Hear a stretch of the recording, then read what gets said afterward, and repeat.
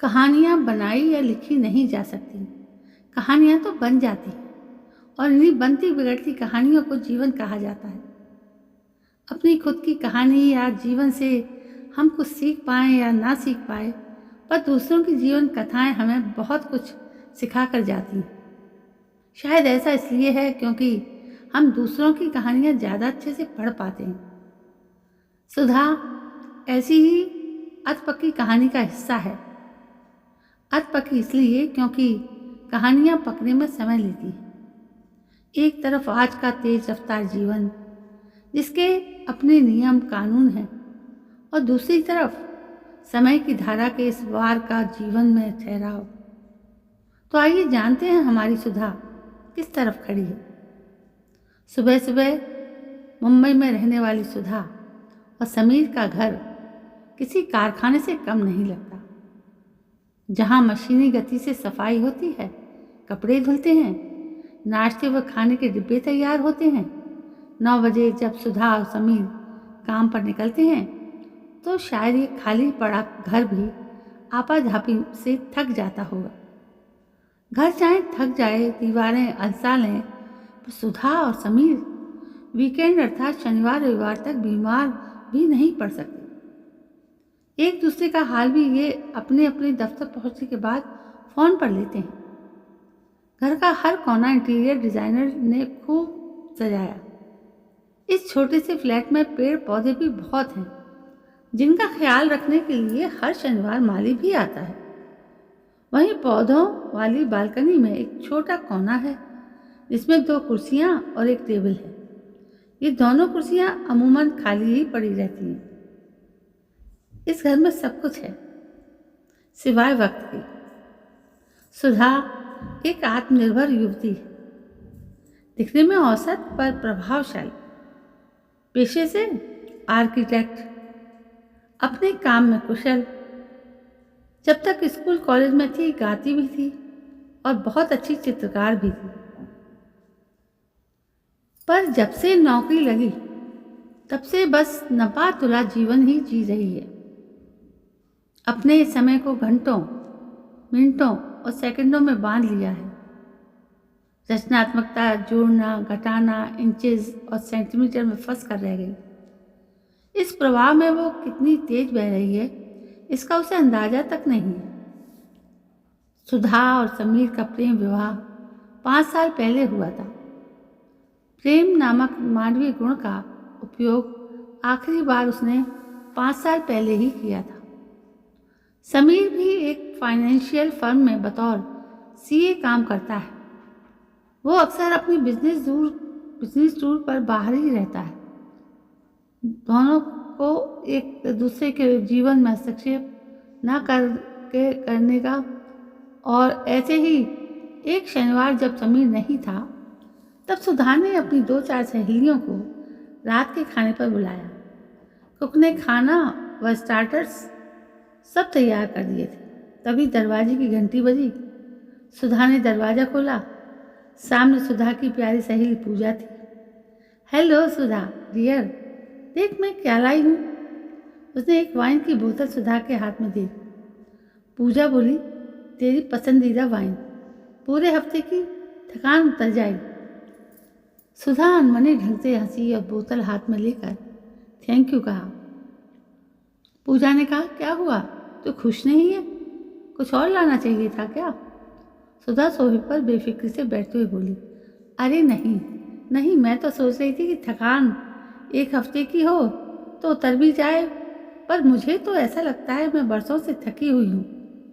कोई बड़ा बोझ है सिर पर, ना तो ढो पा रही हूँ और ना ही उतार पा रही हूँ।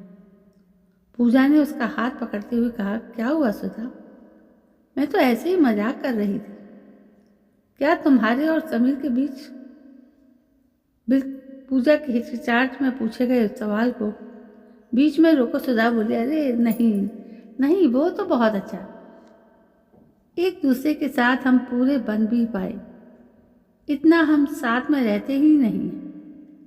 कभी कभी तो मुझे लगता है कि समीर बेचारा मेरे साथ फंस गया है। मैं और मेरे विचार बहुत जटिल हैं। पूजा बोली सुधा, मुझे लगता है हमें बात करनी चाहिए। बोल, क्या सोच रही है? सुधा शायद कुछ बोलने ही वाली थी कि पूजा के फ़ोन की घंटी बजी। पूजा बोली, सुधा 1 मिनट दे, ये फ़ोन उठाना पड़ेगा, बॉस का है। पता नहीं छुट्टी के दिन भी क्या चाहता है मुझसे। इतना कहकर पूजा हड़बड़ी में बालकनी में चली गई। 15 से 20 मिनट के बाद जब वो बाहर आई तब हॉल में सुषमा और प्रिया भी बैठे हुए थे। धीरे धीरे दावत शुरू हुई और बात खाना पीना, 1-2 पैक भी चीज को ले गए। उठाया फोन और अपने 8 महीने के बच्चे की आया से बात करने लगी। फोन रखकर सुषमा लौटी और बोली, सॉरी यारो, दरअसल आया को बच्चे की नैपी और दूध की बोतल नहीं मिल रही। बच्चे के बाद शरीर, जीवन सब बदल जाता है। पर सच कहूँ, माँ बनने से बड़ा कोई सुख नहीं।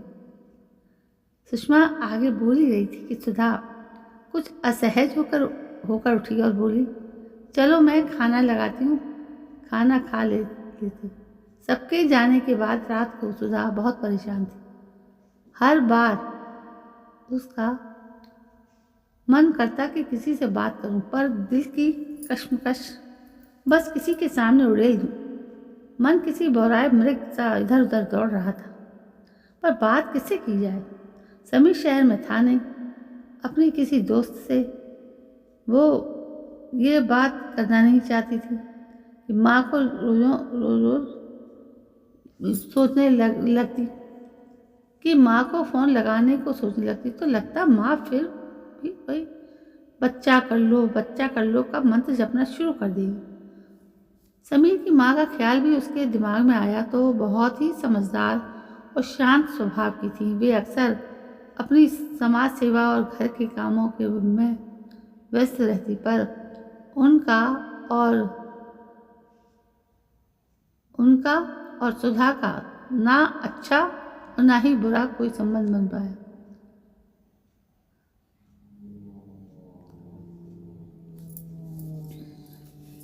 आखिर में खुद पर खिसियाते हुए अपने मन के भीतर की झुंझलाहट और बेचैनी लिए सुधा सोने चली।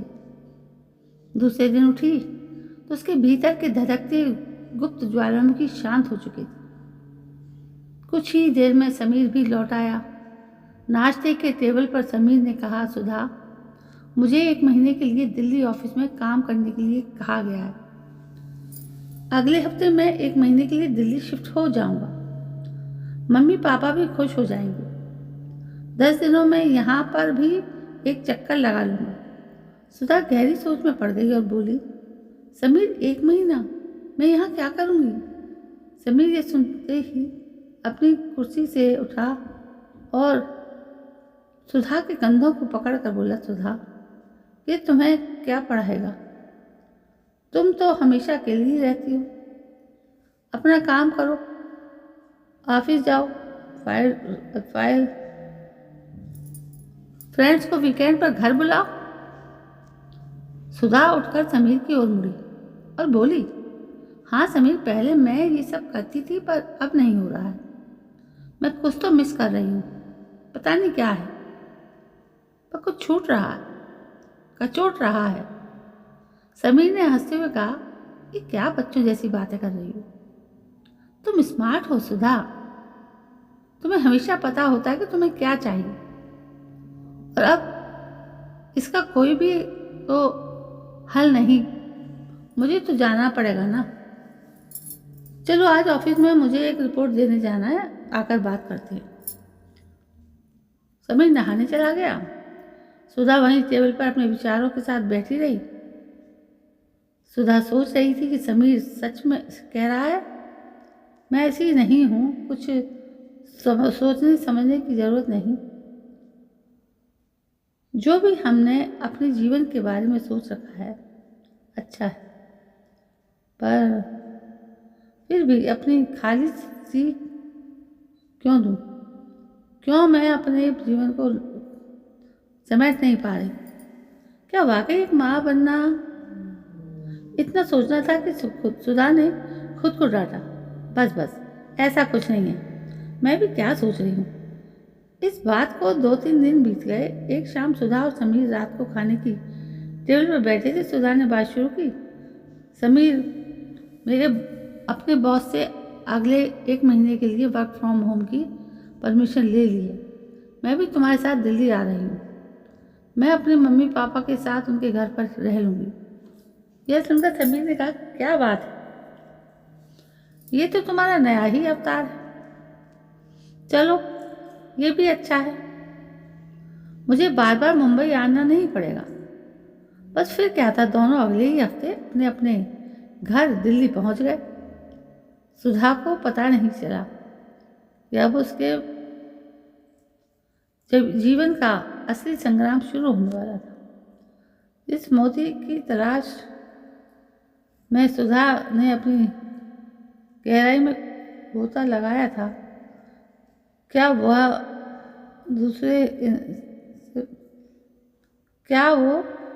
उसे मिल पाएगा? दरअसल वो अकेलेपन से घबराकर समीर के पीछे यहाँ तक नहीं आई थी। बात कुछ और ही थी। अब यहाँ से शायद सुधा की अधपकी कहानी नया मोड़ लेने वाली थी। दिल्ली पहुँचते ही समीर का उसके घर पर और सुधा का उसके घर पर अच्छा स्वागत हुआ। दोनों को अपना काम शुरू किए 1 हफ्ता हो गया था। समीर के घर पर उसकी माँ बहुत खुश थी। रोज़ समीर की पसंद के पकवान बनाती। समीर की माँ बहुत सुलझी स्त्री थी, वो शिक्षिका तो थी।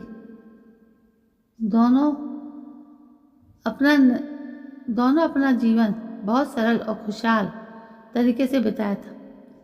उसके जीवन में अपेक्षाएं, कितनी जटिलताएं कुछ कम ही थी। एक दोपहर वो अपने एनजीओ का कुछ काम कर रही थी, तभी दरवाजे ही घंटी बजी। उन्होंने दरवाज़ा खोला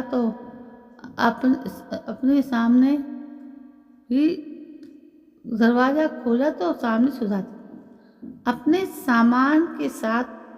कुछ तमतमाया सा चेहरा, शायद वो भी आ रही थी।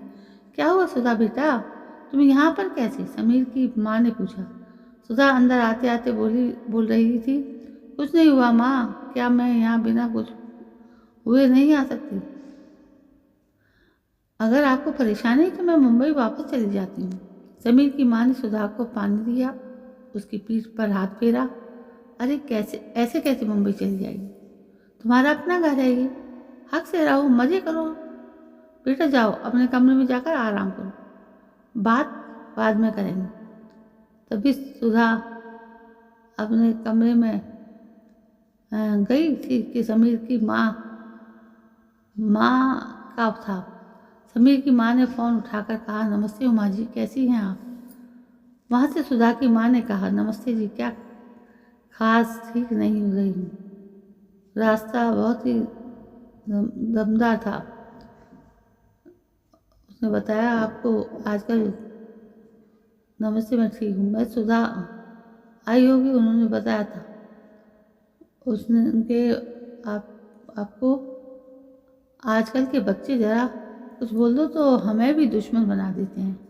आप ही बताइए, शादी के 5 साल हो गए, क्या अब तक एक बच्चा नहीं हो जाना चाहिए था? अगर कुछ समस्या है तो कम से कम वो बताओ, पर बात ही नहीं करना चाहती। बच्चे की बात निकालो तो अस्त व्यस्त हो जाती। और आज तो हद ही हो गई, रोते रोते घर छोड़कर ही चली गई। इतना कहकर सुधा की माँ भी रोने लगी। समीर की माँ ने कहा, आप चिंता ना करें, वो यहाँ आ गई है, मैं उससे बात करती हूँ। सुधा जब उठकर रसोई में आई तो समीर की माँ चाय बना रही थी।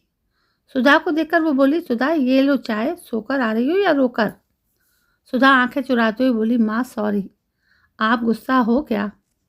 मैंने बहुत बदतमीजी से बात की आपसे।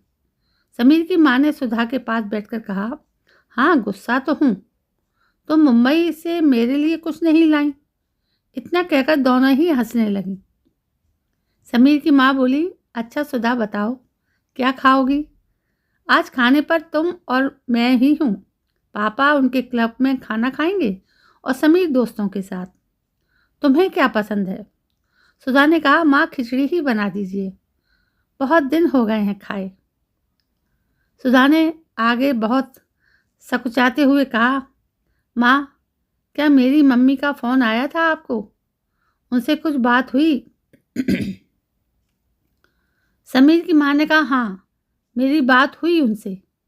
सुधा जैसे किसी बड़े उत्तर की अपेक्षा कर रही थी। उसने कहा, माँ, आप तो मेरी सास हैं। आपने कभी मुझसे क्यों नहीं पूछा कि हम बच्चे क्यों नहीं कर पा लेते हैं? मैं माँ क्यों नहीं बनती? ये कहकर समीर की माँ के गले लिपटकर फूट फूट कर रोने लगी, मानो सालों पुराना कोई दर्द बह रहा हो। समीर की माँ धैर्य से सुधा का रुदन सुनती रही। फिर कहा, क्या बात है सुधा, क्या चाहती हो बोलो, मैं तुम्हारा साथ दूंगी।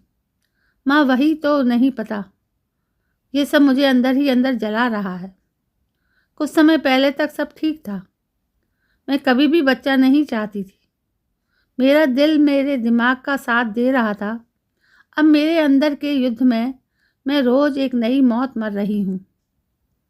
किसी के गर्भवती होने की खबर सुनती हूँ तो अच्छा नहीं लगता। कोई अपने बच्चे के बारे में बात करता है तो मन करता है वहाँ से भाग जाऊं। मन में ख्याल आते हैं कि अगर मैं गर्भवती हो गई तो मन में बच्चे की प्यारी हंसी गूंजती है, माँ, ये मैं नहीं हूँ, मैं बहुत सुलझी हूँ। मेरा कैरियर, मेरा शरीर मेरे लिए सब कुछ है। बच्चा झंझट है, इतनी बड़ी जिम्मेदारी। अगर मैं उसे सबसे बेस्ट एजुकेशन ना दे पाई, अगर मैं मोटी भद्दी हो गई तो, और अगर उसकी बात को बीच में काटती हुई समीर की माँ ने कहा, सुधा, इतने अगर मगर के साथ जीवन में आगे नहीं बढ़ा जा सकता। तो तुम इतना दूर अपनी भावनाओं को वैलिडेट करने आई हो। कैसी भावनाएं? सुधा ने कहा। सुधा, तुम जानती हो तुम क्या हो? किसी और के मुंह से सुनना चाहती हो? बेटा, वो भी तुम ही थी जो बच्चा नहीं चाहती थी, और ये भी तुम ही हो आज परेशान हो। हम हमेशा एक जैसे थोड़े ही रहते हैं। जीवन के अलग अलग पायदानों पर हम बदलते रहते हैं। बस हम में अपने हर वर्जन को स्वीकार करने का सामर्थ्य होना चाहिए। तुम्हारे जैसे ही बस कुछ कम सवाल मेरे मन में भी आए थे जब मैं समीर के समय गर्भवती थी। मैं नहीं जानती, मैं तो तुम्हें कहने वाली हूँ वो सबके लिए सही है या गलत, पर यह मेरा अनुभव है। जीवन बहुत सुंदर है, और जब ये जीवन हमारे शरीर के भीतर पलता है तो उससे बेहतर कुछ भी नहीं। जीवन अपना मार्ग ढूंढ ही लेता है। जो तुम्हें महसूस हो रहा है वो बहुत ही सहज है और स्वाभाविक भी है। माँ बनना, परिवार बनाना, उसे सहेजना, ये एक स्त्री की स्वाभाविक प्रवृत्ति है। तुम क्या कहते हो? नेचुरल इंस्टिंक्ट है। इससे घबराओ मत। भविष्य में आने वाली चुनौतियों के बारे में इतना मत सोचो कि वर्तमान प्रताड़ित होने लगे। तुम्हें पता है सुधा, जब मैं गर्भवती थी तब मैं सबसे ज़्यादा साहसी और सुंदर महसूस करती थी। माँ बनना आपके अंदर के साहस को बढ़ा देता है। और जिम्मेदारी के बारे में परेशान मत हो। मैं हूँ, समीर है, तुम्हारी माँ है, और सबसे महत्वपूर्ण तुम हो। तुम सब कर लोगी, मुझे विश्वास है। और सबसे पहले इन सब का बोझ लेना बंद करो। किसी ने बंदूक नहीं तानी है। इतना कहकर समीर की माँ ने सुधा को गले लगाया और आगे कहा, ओह, अब तो सुधा खिचड़ी बनने से रही।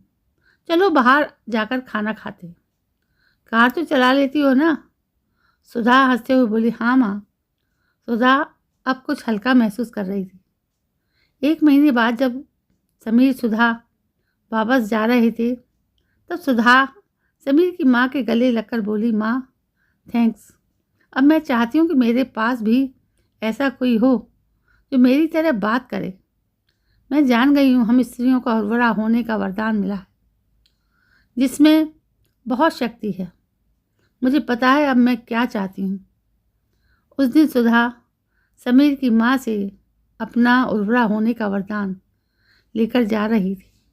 तो दोस्तों, कैसी लगी आपको ये कहानी?